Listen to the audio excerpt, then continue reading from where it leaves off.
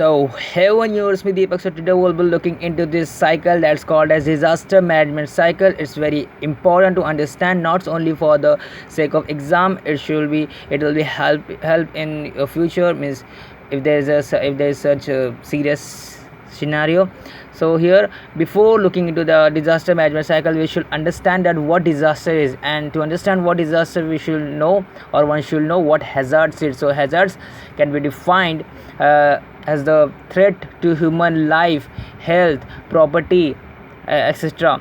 Means here, with the possibility, it results into risk. So here, disaster now can be defined as the this disaster can be defined as the natural or man-made hazards, okay, that causes an events which results into huge damage, destruction into the human life and economics, that can be irreversible.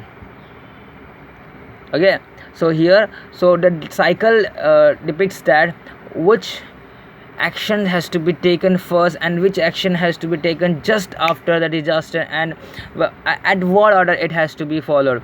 So in disaster management cycle, so here, as you can see, here's the cycle: disaster, and then just after the disaster, the immediate action that has to be taken is the response and the rehabilitation and the reconstruction and the development, prevention, mitigation, preparedness and disaster. So the first step, the first action that has to be taken into disaster management cycle is mitigation. Now, what mitigation is? Mitigation can be defined as a mitigation puts in place to minimize the results from a disaster. So what are the measures we are taking in that particular place, or which are prone to disaster or something like that?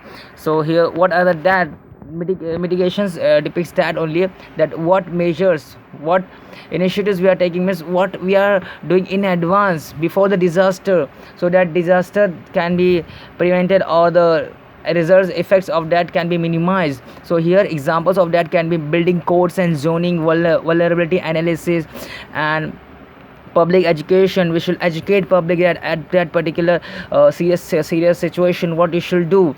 You should not panic. Miss, it's a panic situation, but you should not panic. It should be, miss, that how to behave, how to be in that situation. It has to be trained. Miss, they have to be taught that what you should do in that particular serious scenarios. So here, vulnerability analysis means that particular area or location are vulnerable to what, that has to be analyzed. So here, the second action that has to be taken taken after the mitigation is the preparedness. So what all has to be get prepared? Means preparedness can be defined as a planning how to respond if disaster comes. So that at that point, what you should do, what one should do, means you should be prepared for that. Let's say your exam is there. That's not a disaster, but that's assume for the understanding purpose that your exam is there. Then what you should do, what you have to study, you should make a pattern, miss. So you should get maximum marks. If you haven't studied anything, then you should make a pattern that how could you acquire, how could you score more, how could you secure more marks. Means you should focus on that important topics. That's here, the preparedness is planning how to respond in that situation. So examples are the preparedness plans, are the emergency exercises, trainings, and the warning systems. If there is a, then one can get warning systems, and using that, everyone can get notice about that. Means can comes to know that, okay, there's an alert of that particular disaster or something like that. So here, that response has to be taken is the first action taken immediately after the occurrence of that event, and here event represents the disaster, means is the first action. So your disaster is there, so the response has to be taken. If there is an earthquake, if there is floods or whatever, there is the droughts, anything, any disaster, that has to be taken the response or onto that, according to that, means which disaster is there, based on that response has to be taken. So here, what are the examples for the same? Evacuation, search and rescue, emergency relief, etc. Evacuation means how to get out of that. Means if there is a fire in a company, means it's a man-made disaster, it's a major man-made disaster. So how, what is the exit door means how to rescue ourselves first, how to rescue our lives. Means what are the exit doors, what are the exit point, what are the various ways to get rid of that, get out of that location where this disaster is happening. So now after the disaster, it's the after disaster recovery has to be there. Recovery is the process of returning the community to normal.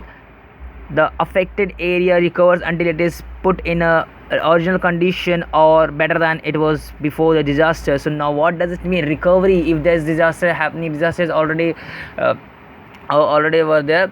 So now there might be economical issue, social issue, health issue, because of that. Let's say there's a tsunami and something like that, so here the water might not be uh, okay. So that might cause disease, epidemic diseases. So it can internal disease, internal intestine diseases, and all the stuff, all the issues will get issues will be arising. So here recovery, how one can recover from that. So here tents will be using until everything, all the buildings and whatever is get collapsed, that is getting again rebuilt.